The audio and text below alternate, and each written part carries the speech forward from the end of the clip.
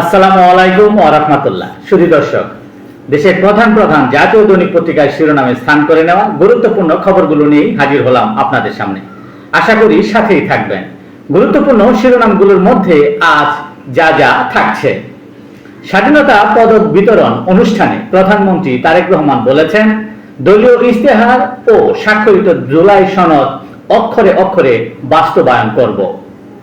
15 ব্যক্তি ও 5 প্রতিষ্ঠানকে স্বাধীনতা পুরস্কার হস্তান্তর। বাবার হাত থেকে দাদুর স্বাধীনতা পুরস্কার নিলেন জাইমা রহমান। সংসদে জনপ্রশাসন মন্ত্রী বলেছেন, সরকারি চাকরিতে পদ শূন্য 4,68,000, দ্রুত বড় নিয়োগ দেওয়া হবে বলে জানান তিনি।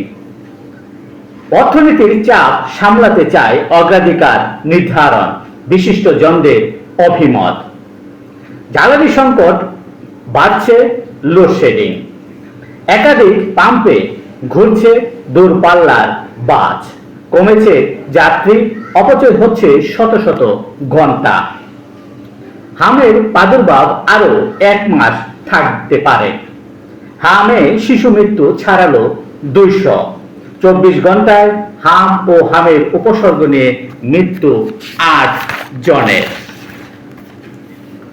স্বস্তিতে নেই নিত্যপণ্যের বাজার। তেল, মুরগি ও সবজির চড়া দামের সাথে যুক্ত হলো মোটা চালও।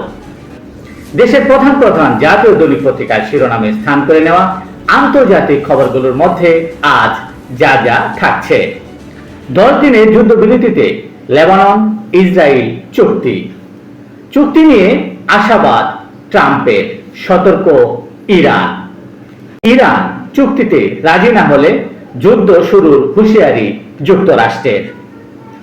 ট্রাম্পকে থামাতে কংগ্রেসে ডেমোক্রেটদের প্রস্তাব ফের নাকচ। ব্রিটিশ ফিনান্সিয়াল টাইমসের প্রতিবেদন, চীনের স্যাটেলাইট ব্যবহার করে মার্কিন ঘাঁটিতে হামলা চালায় ইরান। নৌ অবরোধে 10টি জাহাজ ফিরিয়ে দিয়েছে যুক্তরাষ্ট্র। দীর্ঘতম মোতায়েনের রেকর্ড ভাঙল যুক্তরাষ্ট্রের বিমানবাহী রণতরী।